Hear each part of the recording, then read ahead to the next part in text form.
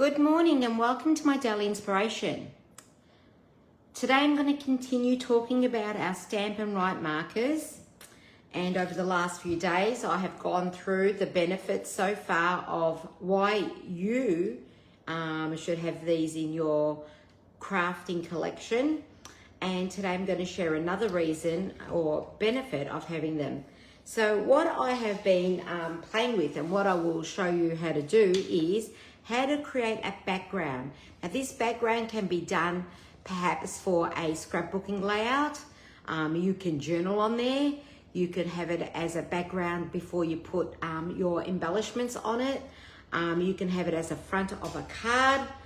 So you can see the combination. So in this one, I've gone, here we go, darkest to lightest.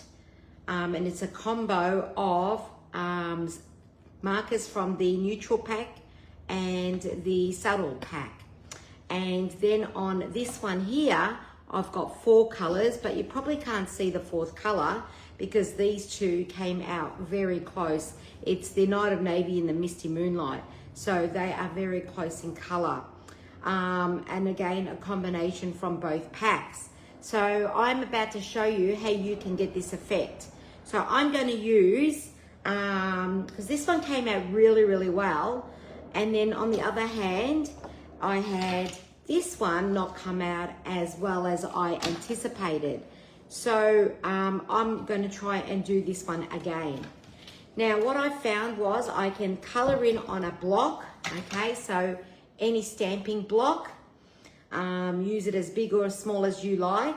And I think you need something, I tried to do it directly on the glass and that didn't work.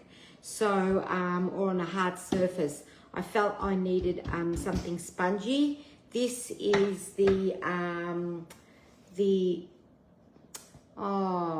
embossing mat that you can buy through Stampin' Up.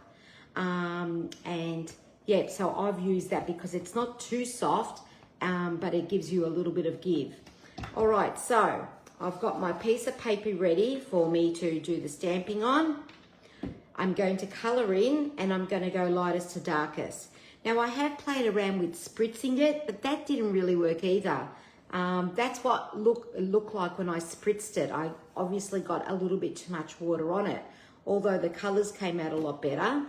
And then on this one, when I spritzed it, you can still see that the water really didn't settle in well. So I just put a little bit of my hot breath on the glass block and that seemed to do the trick. So we'll try this one again with these colors and we'll see how we go. Now I'm using the thick end, okay? So all I'm going to do is color in and I'm going to go lightest to darkest.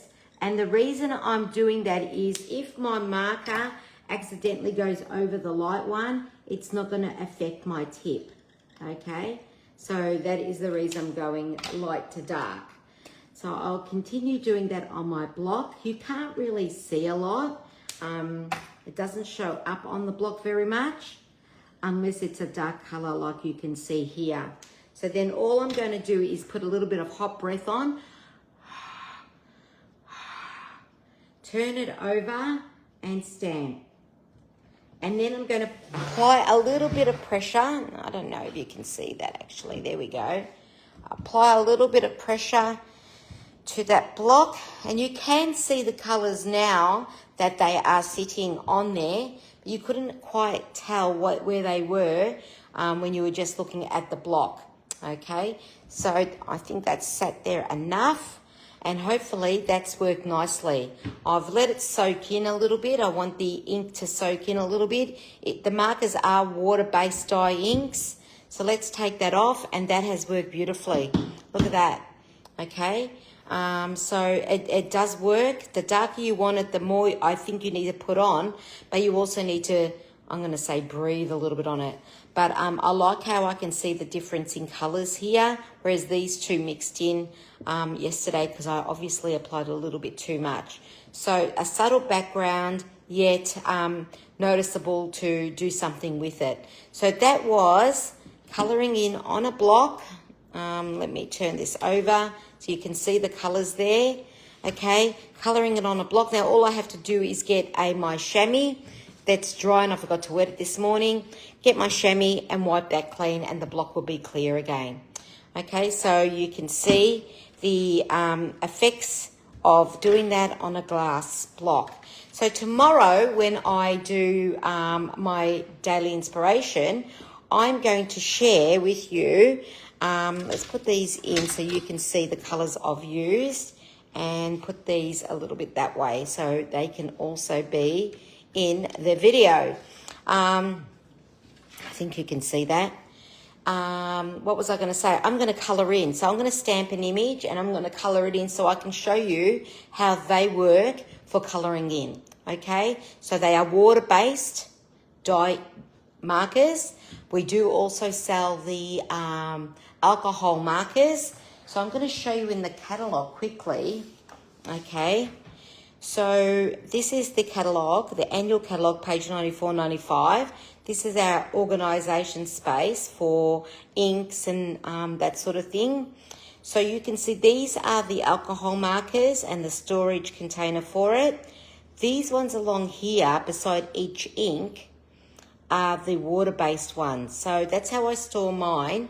Mine sit beside the stamp or the ink that matches, okay? So there's a spot in there for that. Now you can buy this just to store your inks, and really good to have them at hand. But if you have the matching marker, then they sit side by side, which I find really, really helpful. So I just wanted to show you how that works. So the small ones, which are the water-based, fit in there, and the alcohol ones have their own storage space. So I want to say good morning to a few people who are on. Okay, let me get the phone down. We've got Kirsty Lee. Good morning, beautiful. How you going? Who else have we got on this morning? We've got Krista. Good morning to you, Krista. Hope you're feeling well today. I know you haven't been 100% lately, so I hope you are feeling well. So this is what I've achieved. There's a close-up, okay? That one there is using these three colours. Let's have a look. In that order too, on the block. And then we've got those, not in that order. Let's put them in order. Okay, there we go, in that order. So you have a great day too. Thank you for watching, and I will catch you tomorrow. Bye for now.